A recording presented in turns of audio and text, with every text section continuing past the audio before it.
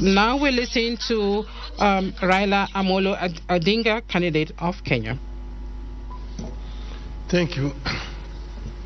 Well, I mentioned earlier on about the inter-African trade, which today stands just at 15%. Inter-European trade, on the other hand, stands at 70%. Inter-Asian trade stands at 60%. Africa trades more with the external world than with itself, wasting a lot of resources. Now, how did Europeans come from behind and leapfrog and overtake Africa? That is something that we need to ask ourselves. But here we need to now look forward to see how we can be able to make use of this huge domestic market that we have.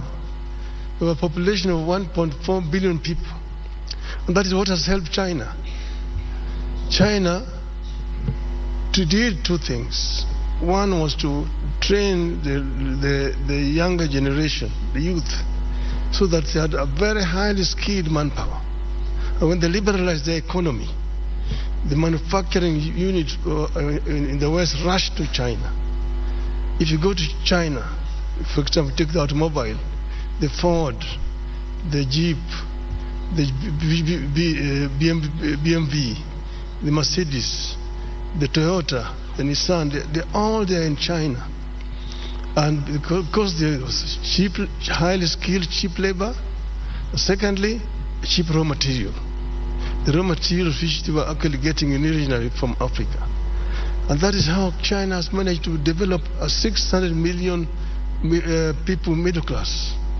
Africa can be able to fill the gap which is being left down there by China by actually coming together and opening up. So we need to come together as Africa and create an African market which will be able to attract investors to come to our continent. Africa is the youngest continent in terms of population. 70% of our population is below the age of 35. That is a big bonus. It can be a bonus or it can be a curse. If the youth are not empowered, given requisite knowledge and skills, they become a drug to society, drunkards, drug addicts, and criminals. But empowered, they become a real source for wealth creation. It is a pity today that many African youth drown in the Mediterranean trying to seek greener pastures in Europe because you have not created conditions that can retain them here. Now we are saying that we want to create a situation where every African youth must be connected to the internet, and using the artificial intelligence and information technology, we can be able to give this youth opportunity to work anywhere in the world when they're staying here on the continent. This is something that we are going to address, empowerment of the African youth, and together with the African woman, so that we create a workforce that will be helped in terms of wealth creation on the continent. This will enable Africa to leapfrog and to catch up with the rest of the world.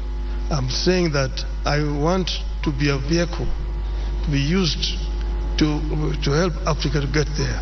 We will work together with all the leadership in the continent so that Africa moves. Thank you, Your Excellency. Thank you very much, Your Excellency Raila Odinga. Finishing